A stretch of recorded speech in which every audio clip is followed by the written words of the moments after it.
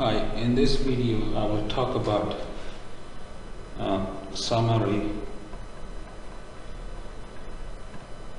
statistics.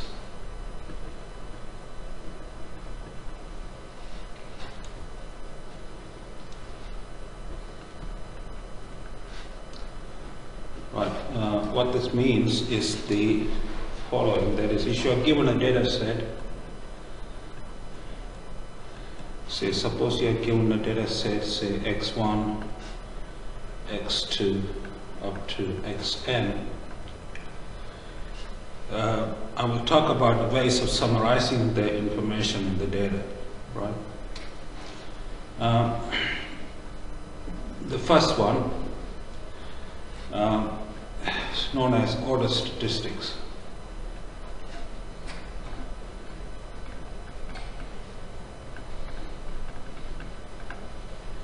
Order statistics are basically data arranged in the increasing order. So you rearrange the data so that this is the smallest of the data, and this is the second smallest, and so on until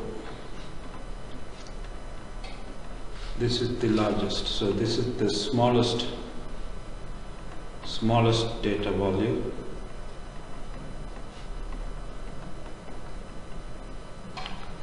and this is the largest data volume, right? That's A. Now B is the sample mean. Is a measure of location of the data, so it gives you the average of the data. So it's and I think I mentioned this before, is denoted by x bar and is defined as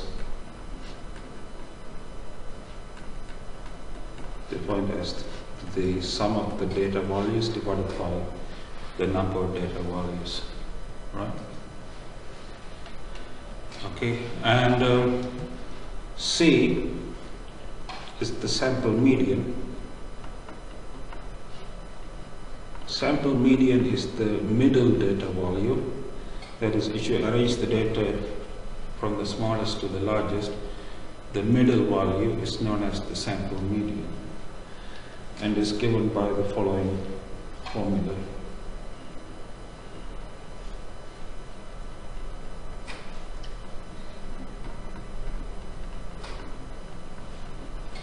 If n is odd, right,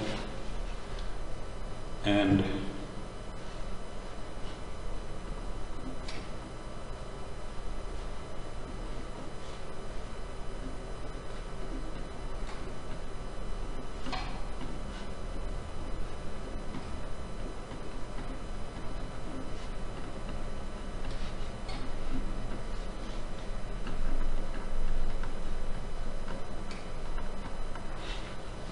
if n is even, right? Let me call this formula star, because I will later on in this video I will show you how to prove that the sample median is equal to this, right? Okay. Right, now next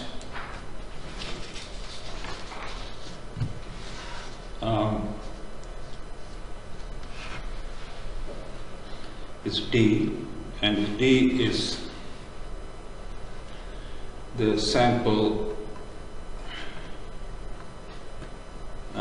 pth quantile or quartile. Some people use the word quartile, but they mean the same thing. Quartile and quantile are the same thing, where p is a number between 0 and 1, right? And is defined, well, is computed using the following formula.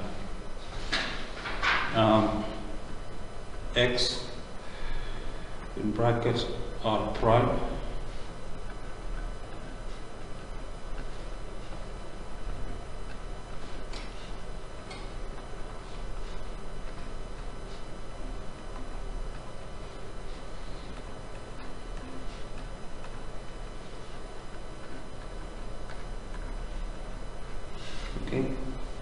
where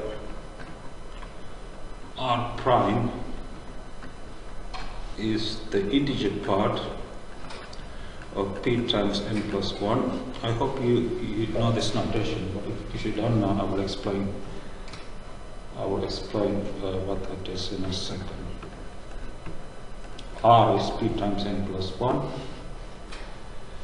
and this notation here denotes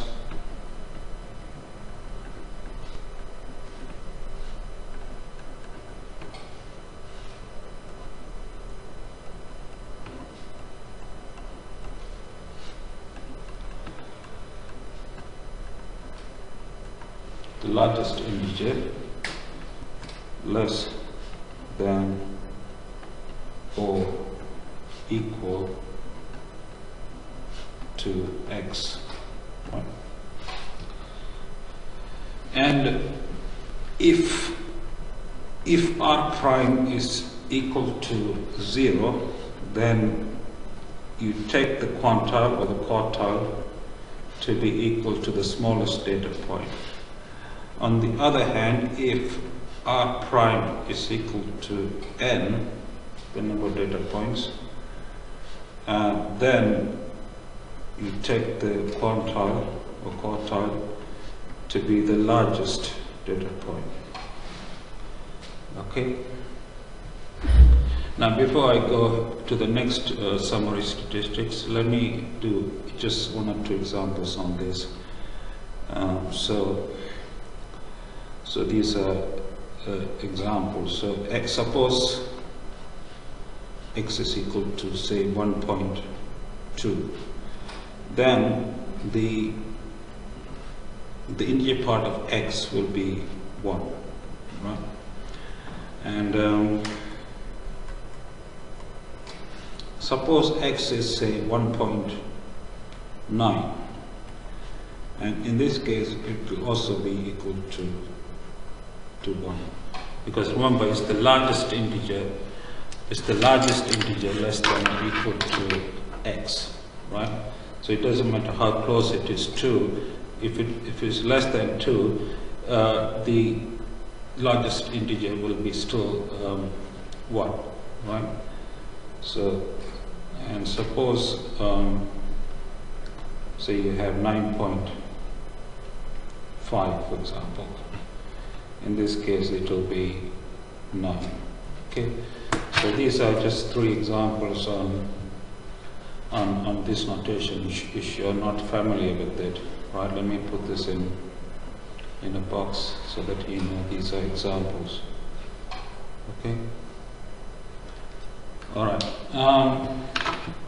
So that's D. The next one is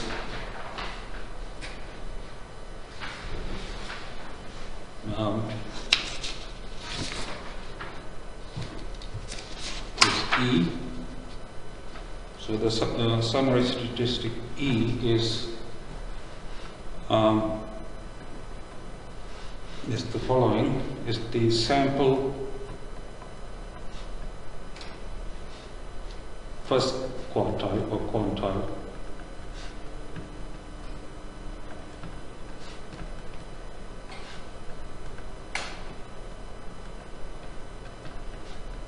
okay, and is defined as Q at 0.25. Okay, and summary statistic F is the sample third quartile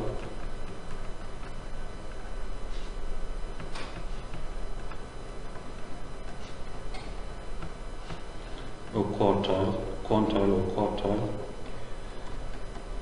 and is defined as Q at 0.75. So what this means is, the first quartile is if you arrange the data from the smallest to the largest, is the quarter of the way from the smallest to the largest. In other words, the value that is quarter of the way from the smallest data point to the largest data point. And this one, the third quartile or quantile, is 3/4 of the way from the smallest data point to the largest data point. Right? Now, before I go to the next summary statistic, let me say something about the quantile or the quartile function. Right?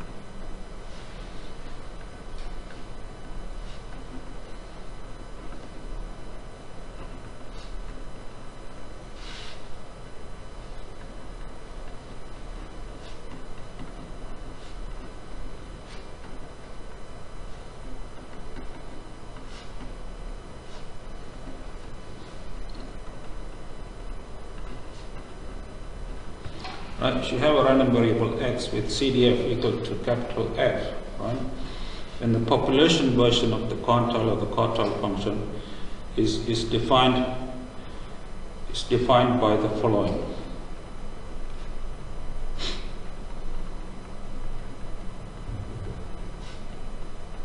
Right, where p is of course a number between 0 and 1, right? And this is the same as saying, so what it says is that the CDF at Q of P must be equal to P. So the quantile function must satisfy this equation. So this is the same as saying that the quantile function is equal to the inverse of F, inverse of the CDF of the variable x at P, right? So this is the inverse function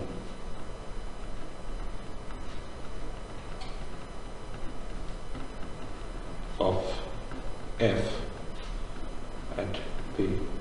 So I just wanted to tell you this because we may need this later on, right? So this is the population, this is what I have just written here. Let me put this in a box. What I have just written here in this box is the population version of the quantile function or quartile function at P, right? All right, so let's go to the next summary statistic, which is G.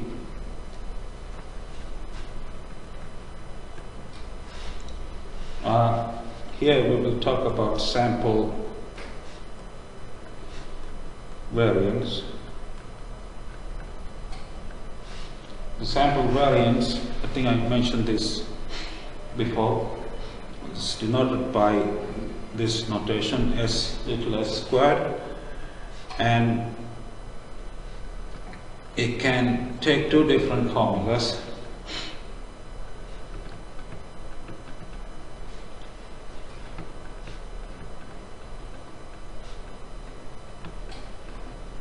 Right, where x bar is the sample mean.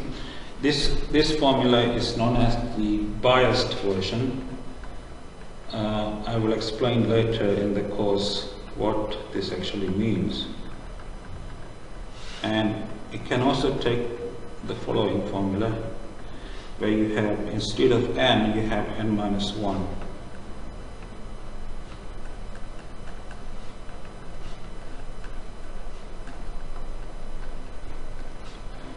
And this version is known as the unbiased version. Okay. All right. So this is the way of sample variance is a measure of variability of the data.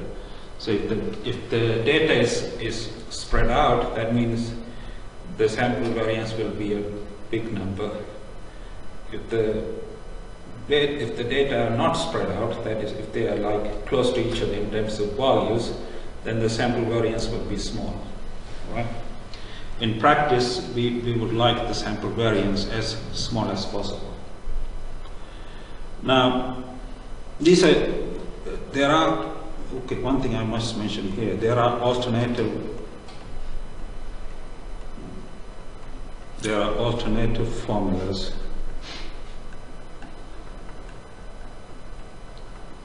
for sample variance.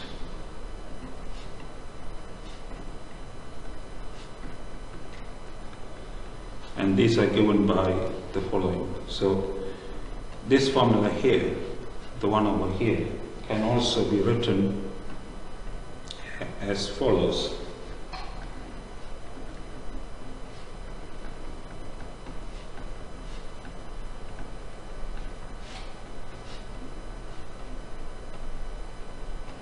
Okay, and so this is the biased version.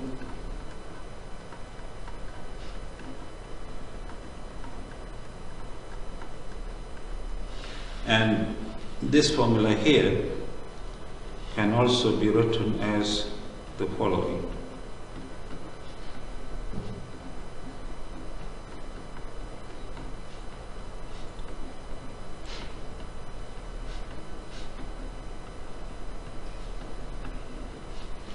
This is the unbiased version. Right?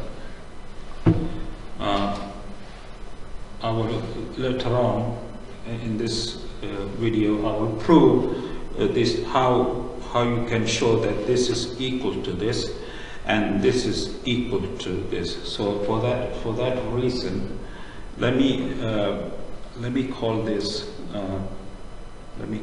equation here double star, and let me call this equation here triple star. So I will prove this later on in this video. Right? All right. So that's G. Now the next summary statistic is sample standard deviation.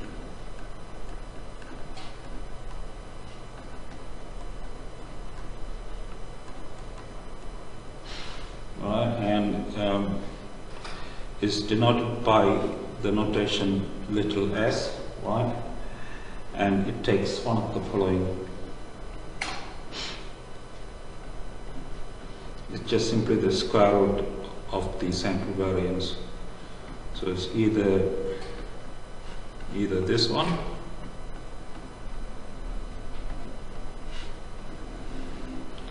or the following.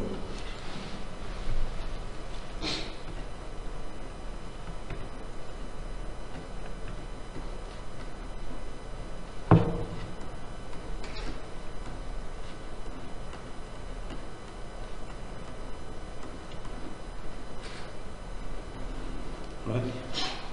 Okay, so it's just a square root, right? All right, that's H. Now, next one.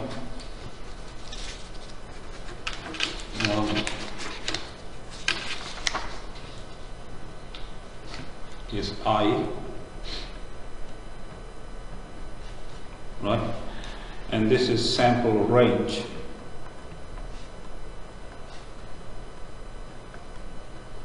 The sample range is defined as the difference between the largest data point and the smallest data point.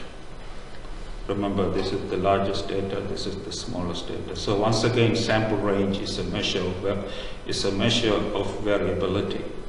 So the most if the data are scattered out, then this will be large.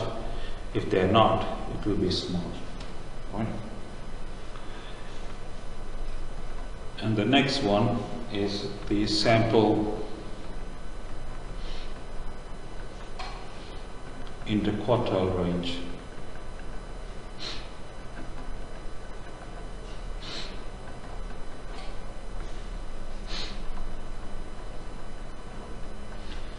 Is IQR for short. okay, and is defined as the difference between the third quartile and the first quartile. Remember, I defined this earlier, right? So once again, this is a measure of variability of the data.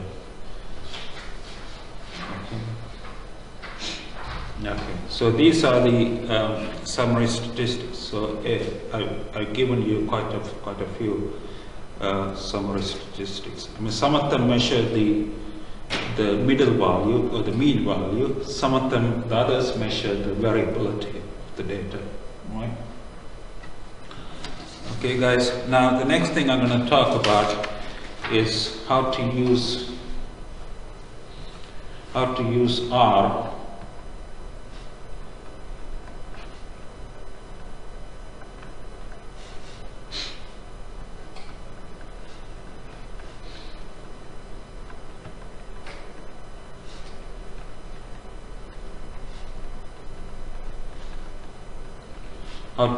R to compute the summary statistics which I just mentioned, right?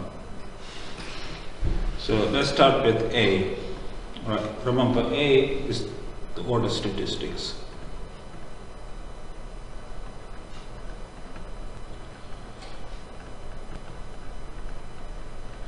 To compute the order statistics, you use the following command: sort, S-O-R-T, and then in open bracket, X, close bracket. X will contain the data, right? So this command will return the order statistics of the data. B is the sample mean.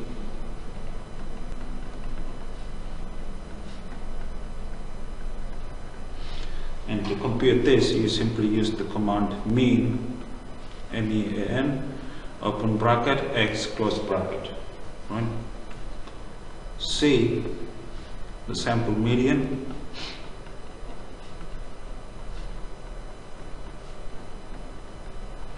To compute this, you use the command median, M-E-D-I-A-N, open bracket, X, close bracket. And D is the sample pth quantile or quartile.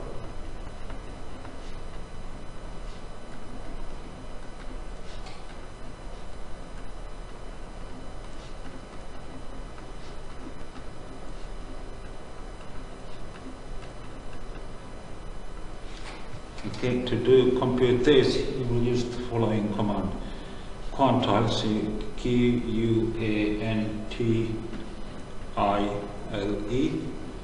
then X, open bracket, X, comma, probs, P-R-O-B-S, equal, then the C, small c, open bracket, P, close bracket, close bracket.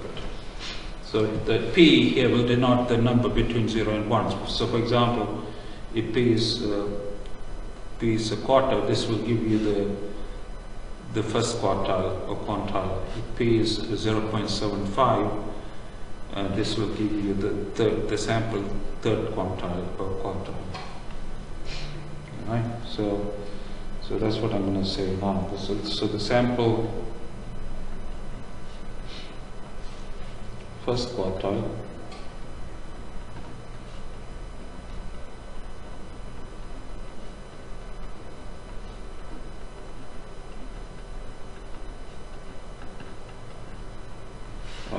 to compute this, you just use the same command as before, with P replaced by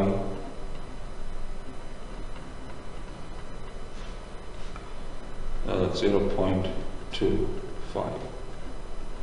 Okay, and to find the sample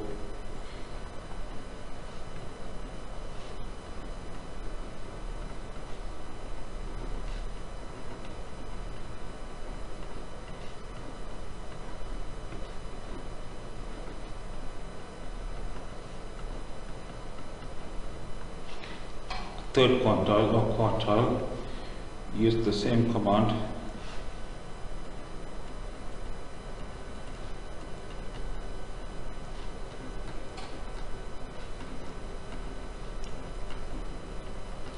with p replaced by 0.75.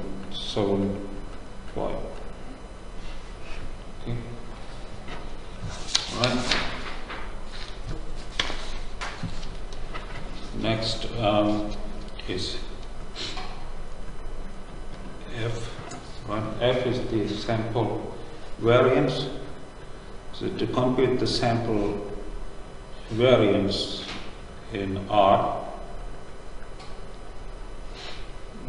use the following command: var, open bracket, x, close bracket. Okay, so x should contain the data.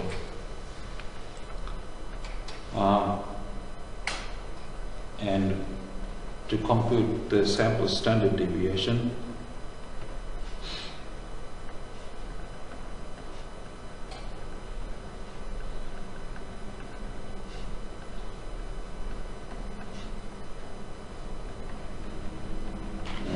use the following command: sd, open bracket, x, close bracket. And to compute the sample range,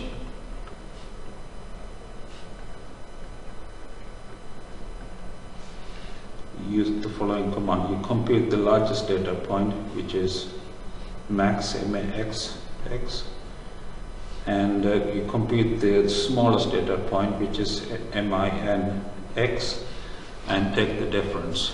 Right? So this will compute the range. And j is the sample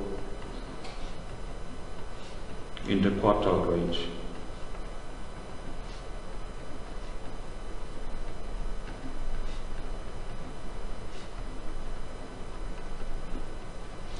Okay, to compute this, you take the difference between the third quartile, or quantile, and the first quantile, or quartile. Right? So you say quantile x, comma, probs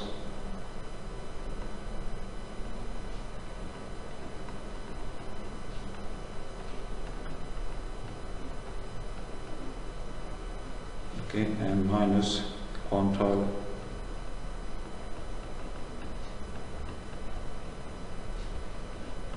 x, comma, probs c 0.25, close bracket, close bracket. Right, so this will compute the sample interquartile range. Right, so these are the R commands. The next thing I'm going to do in this video is to do an example, and after that I will prove the three things I said I'm going to prove. Right? So this is, I would just do one example. I wish I could do more, but you know, it will take more time. That's it. Example, all right? So suppose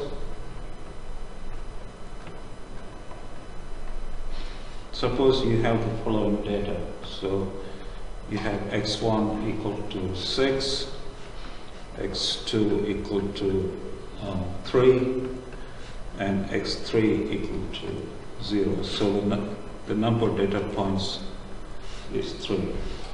So the first thing we want to calculate is order statistics.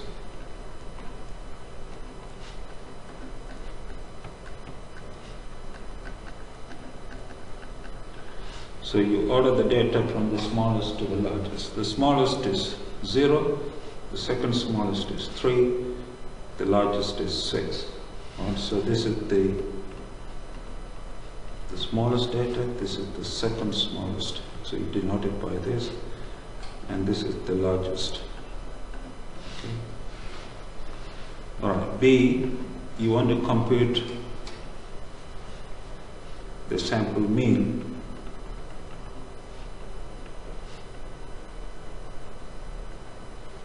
Which is x bar.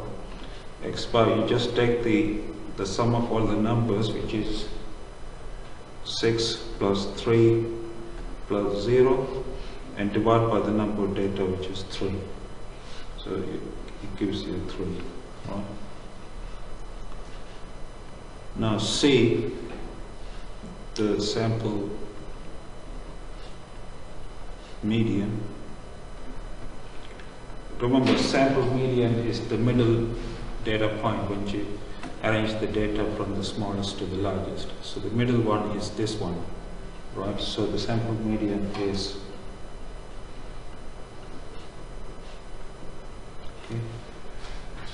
And the next one is the sample quartile, right? So suppose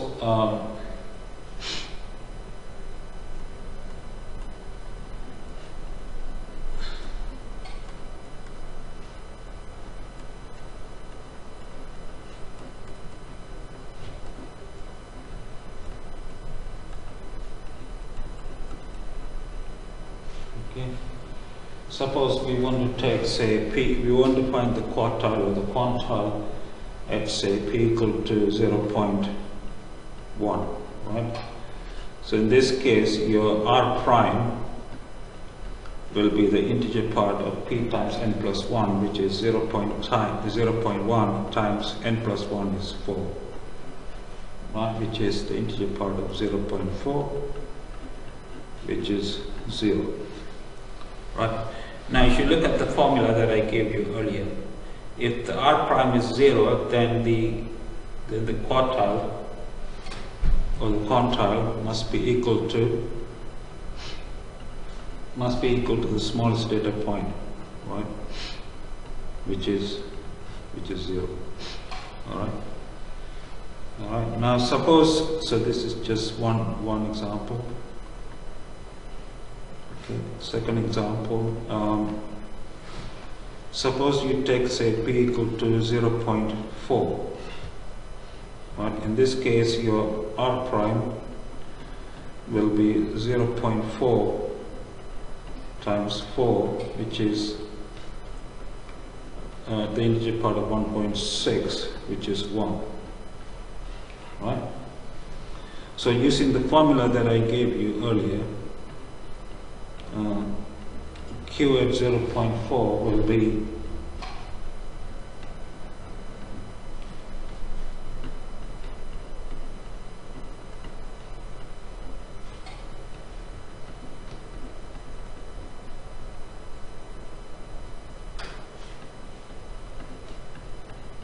right. I'm using the formula that I gave you a few slides ago, right? So if you just sub in the numbers, this one is 0 plus 0.6 multiplied by, this is 3, this is 0. Alright, so the answer is 1.8. And let's look at the third case where suppose, say, P equal to 0.8. In this case, your R prime will be 0.8 times 4, right, which is the integer part of 3.2, which is equal to 3. Right, so Q at 0.8 will be equal to this, which is the largest data point, which is 6. Remember, I told you earlier that if R prime is equal to n, which is 3 in this example, then the quantile or the quartile must be the largest data point. Alright, that's one of the things. I mean, the formula for the sample quantile or quartile, I mentioned that, right? Okay.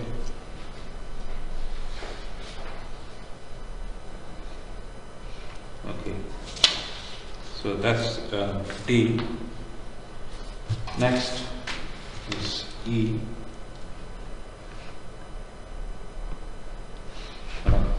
To compute E, which is the sample first quantile,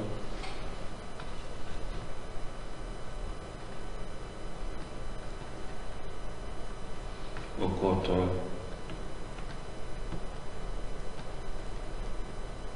Alright, you take P to be quarter, right?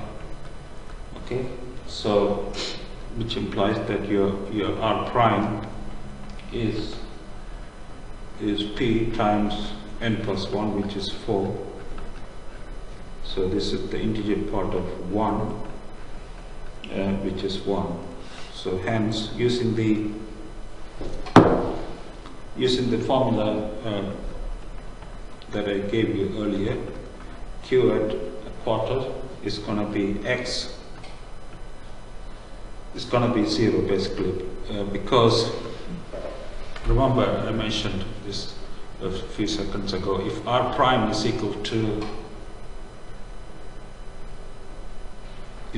1, right?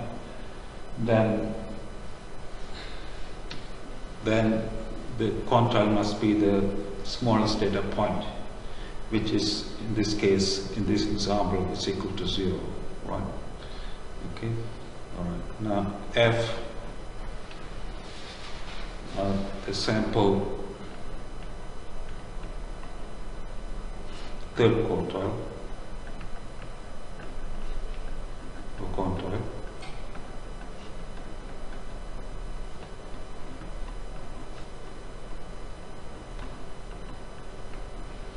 So here you take P to be 0.75. So your R prime is 0.75 multiplied by 4, which is the integer part of 3, yeah, and which is 3. Okay, so in this case R prime is equal to n, the number of data points. So therefore, from what I mentioned to you earlier, the quantile must be equal to the largest data point, right, which is equal to 6. Right? Okay guys, so that's F. Now G is the sample variance.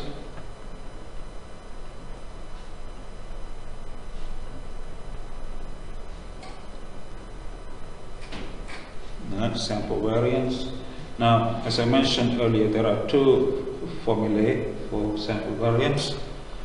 I will use both of them, right? For the first formulae, this is so it's 1 over n times the sum of xi minus x bar squared. We know earlier that the sample x bar is equal to 3, so it's going to be 6 minus 3 squared, right? 3 minus 3 squared plus 0 minus 3 squared, right? So which is 1 over 3 times 9 plus 0 plus 9. So this is equal to 6. This is the biased version for the sample variance. Now, if we use the unbiased version, instead of dividing by 3, we will divide by n minus 1, which is 2. So this will be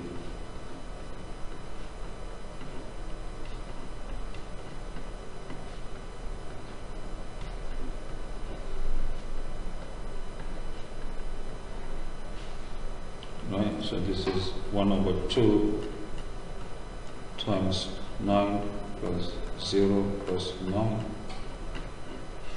which is equal to 9. So the sample variance is 6 according to the biased version and 9 according to the unbiased version. Okay. Alright guys. Okay, so that's G. Next one is H.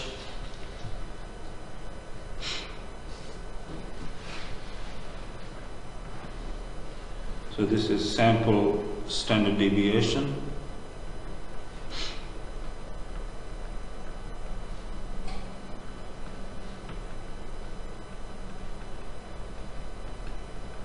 So, and it's denoted by little s, and it's the square root of the sample variance. So if we are using the biased version, this then is square root of 6.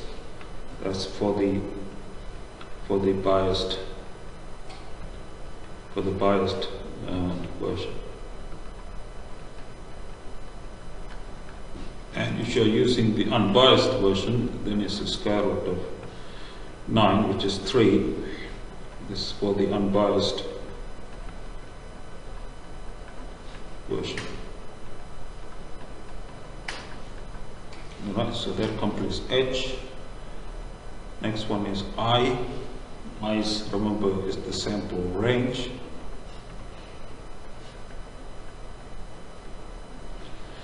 Sample range is the difference between the largest data and the smallest data. So in other words, this one minus this one, which is 6 minus 0, which is 6. Right? And finally is the sample interquartile range.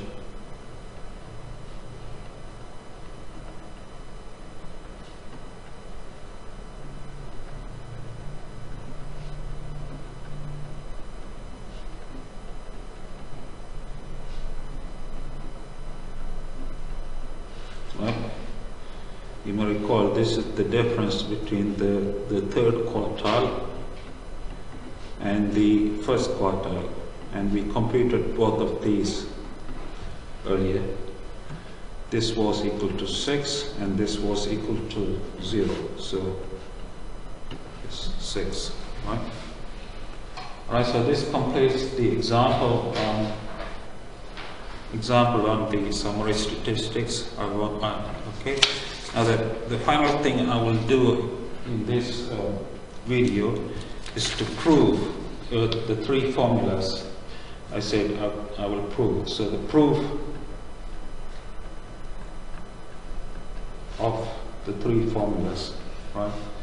The first one, I will start with this one first, right? The star, you may recall, the star one is this one, right? So the one I wanted to prove, we want to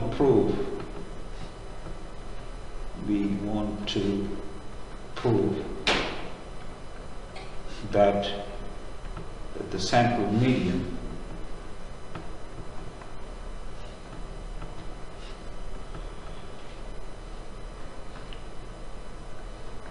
right? Remember, the sample median is the middle number, right?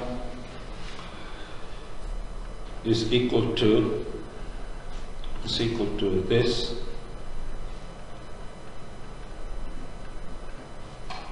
if n is odd, right? And is equal to this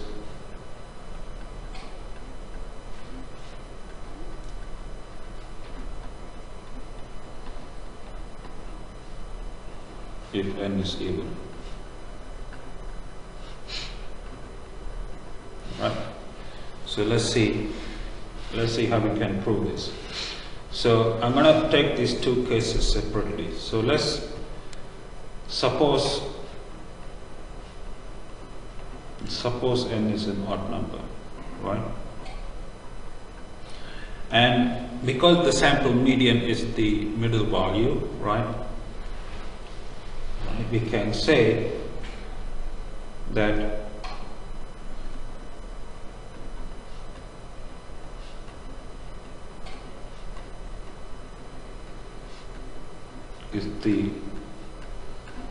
the quantile is at 0.5. So in other words, if you arrange the data from the smallest to the largest, is the halfway halfway point is the central median, right? And I gave you a formula for this earlier, you may recall, which is x r prime plus r minus r prime in brackets of x plus 1 minus x. Okay, this is the formula I gave you earlier, right? Where r prime, in this case, our r prime is the integer part of p times n plus 1. Our p is a half here, so we can put the integer part of n plus 1 divided by 2, right? Now, if n is an odd number, then n plus 1 will be even, and an even number divided by 2 will be a whole integer, right? So in other words, this will be equal to n plus 1 divided by 2. And your r, according to the formula I gave you earlier, r is p times n plus 1, which is n plus 1 divided by 2. So you see that r prime and r are equal, right? So let me put this in a box so you know what I'm saying. So because these two guys are equal, right, this formula here is gonna become x r prime is n plus 1 by 2 plus r times r plus 1 is r minus r prime is this, right? Then in curly brackets you have x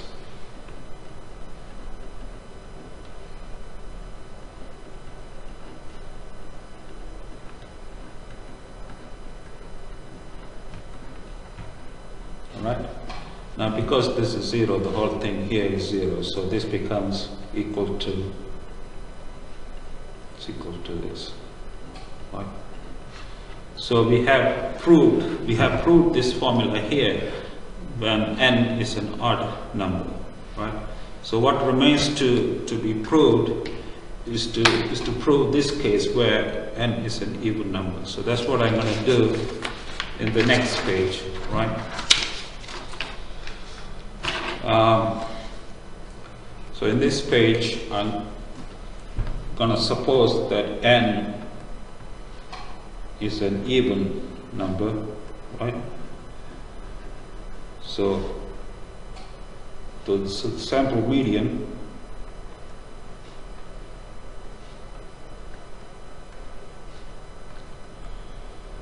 is q at half is equal to x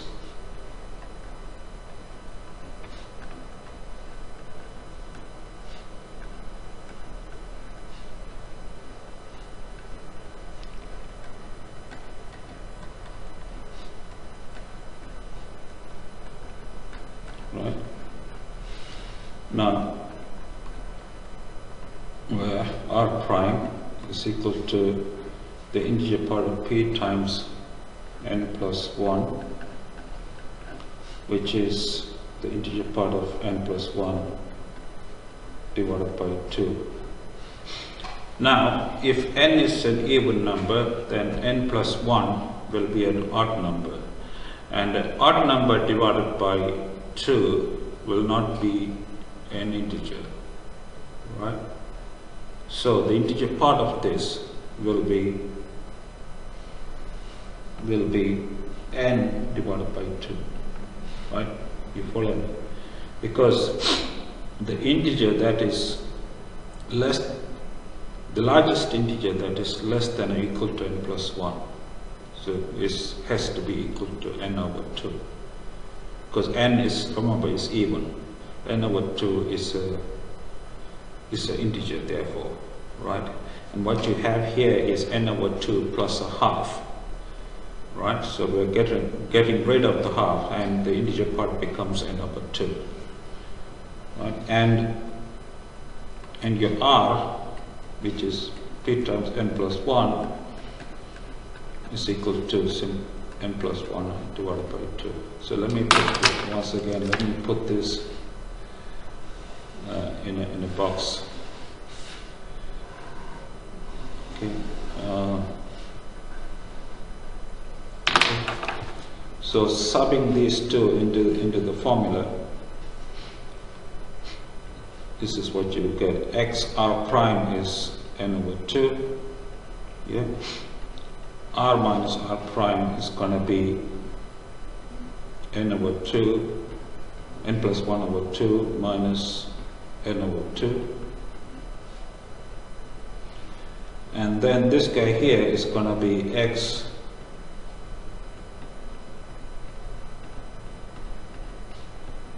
okay, and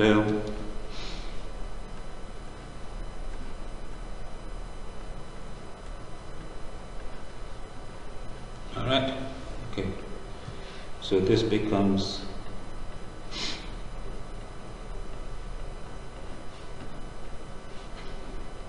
this is a half, all right, multiplied by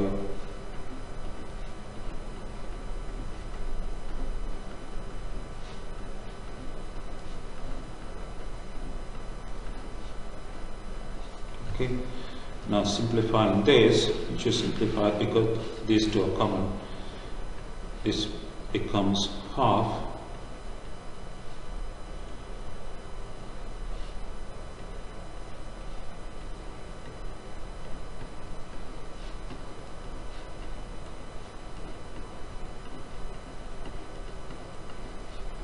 right. So we have proved the result that is required. That is, when n is an even number, the median is given by this, right?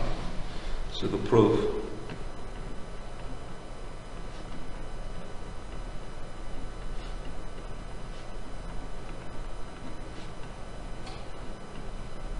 is complete. Okay. All right, guys. So that's the proof of star. Now the next thing,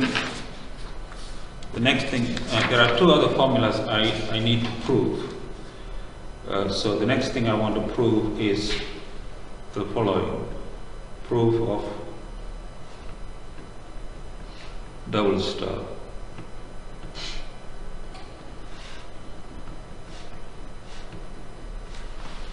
Right, so here we want to prove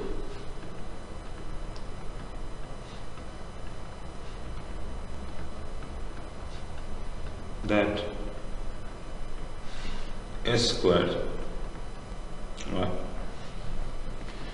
which is given by this formula here,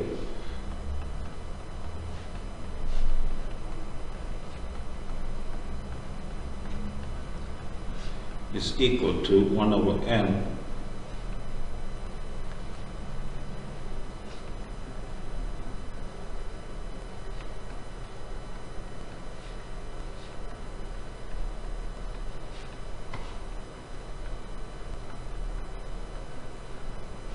okay.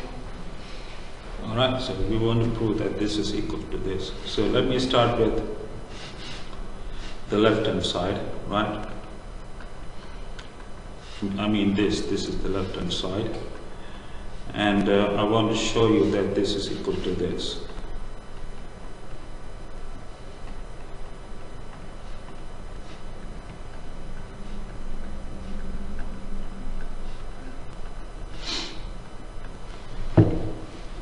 The first thing to do is to open the brackets. I'm sure all of you know how to do that.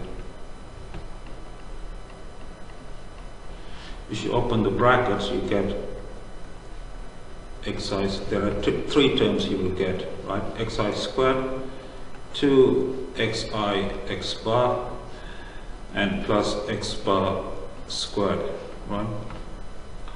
This is what you will get. Right, the next thing to do is to take the sum inside the brackets. So you get three different sums.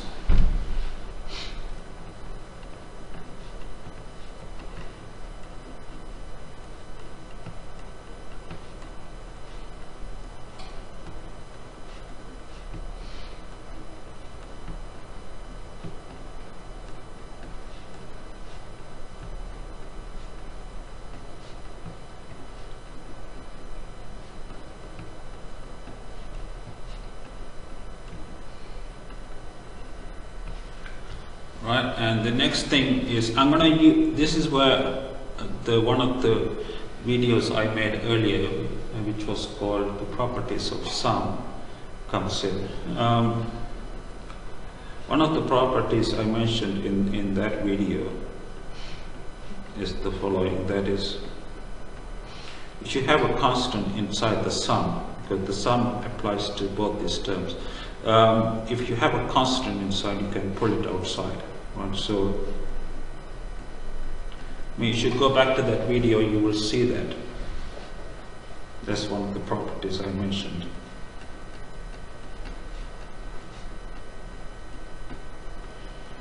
Now, another property I mentioned in that video is that the sum of a constant, x bar squared is a constant.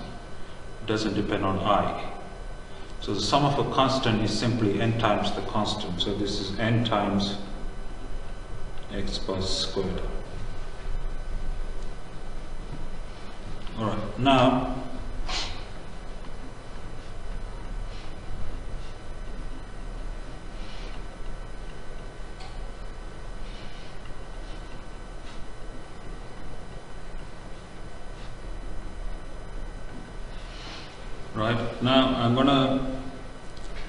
I'm gonna do the following.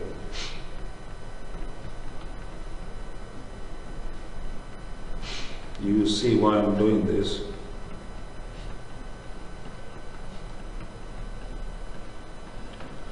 You see, I multiplied by n and divided by n. The reason I have done this is because this guy here is the sample mean, right? So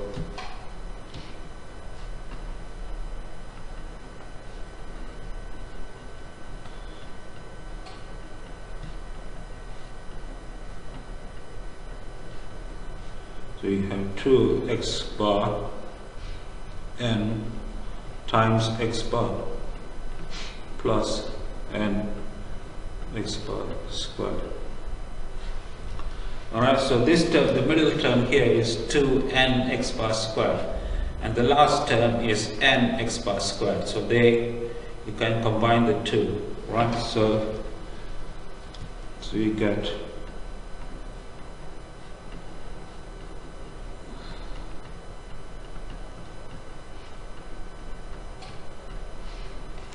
n x bar squared, right? And this is precisely the right hand side of what we wanted to prove, right? So we have proved that this is equal to this. Okay, so that completes the proof of double star, right? And the proof of triple star is very similar. The only difference is that you divide by n. You divide by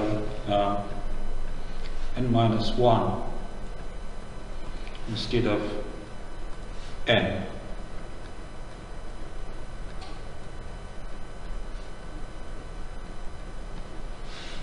Okay, so this is the proof of.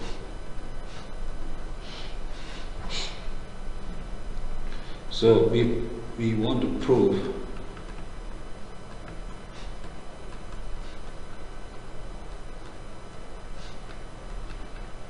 that s squared, which is 1 over n minus 1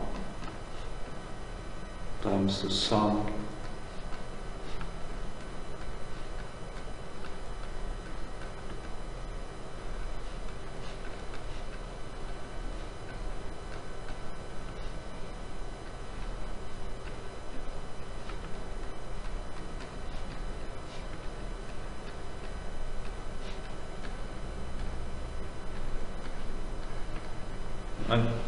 we want to prove this.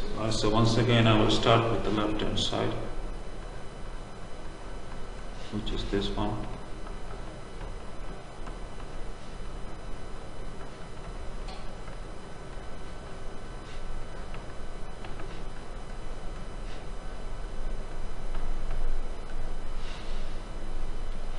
Now if you expand this, you will get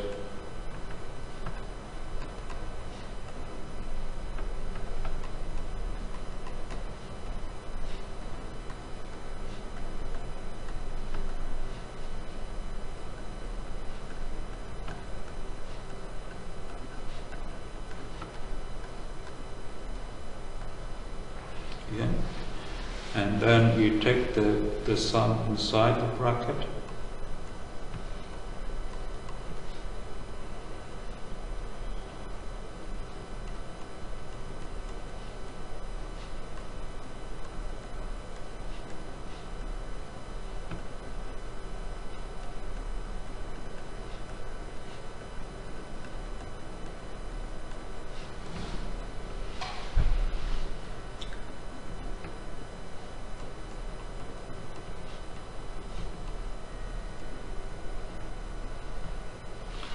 Right, and in this step you use the properties of sum, which I mentioned in a video earlier.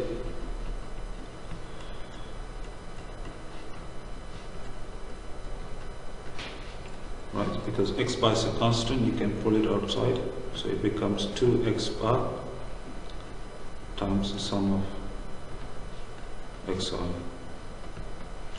And x bar squared is a constant, so sum of a constant is n times constant.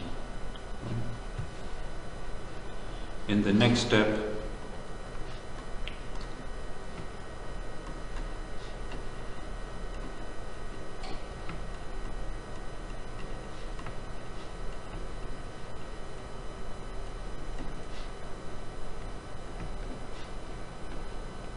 I'm going to introduce an n and n 1 over n. Okay.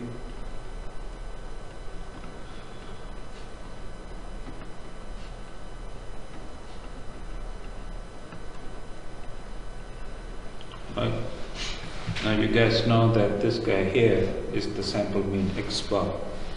Alright, so what you have is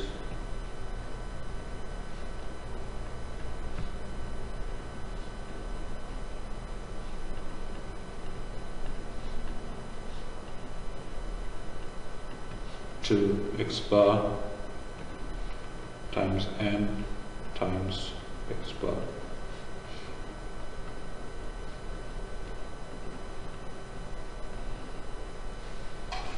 Alright, so what you have here is 2n x bar squared, and that goes with this one, so this becomes 1 over n minus 1